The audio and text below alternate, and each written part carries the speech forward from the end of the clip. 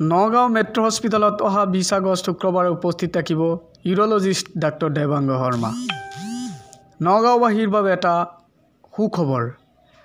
নগাঁও জিলাৰ ডিং ৰোডত থকা ছুপাৰ স্পেচিয়েলিটি হস্পিটেল মেট্ৰ' হস্পিটেলত অহা 23 আগষ্ট শুক্ৰবাৰে লগ পাব বিশিষ্ট মূত্ৰৰোগ বিশেষজ্ঞ অৰ্থাৎ ইউৰোলজিষ্ট ডাক্তৰ দেৱাংগ শৰ্মাক।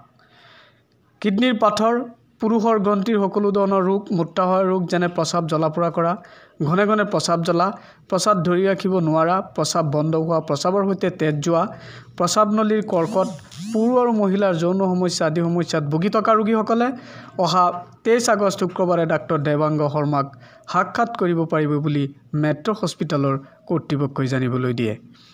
এই সন্দৰ্ভত অধিক তথ্যৰ বাবে 8761022717 এই ফোন নম্বৰত যোগাযোগ কৰিবলৈ মেট্ৰ' হস্পিটেলৰ কৰ্তৃপক্ষই অনুৰোধ জনায়।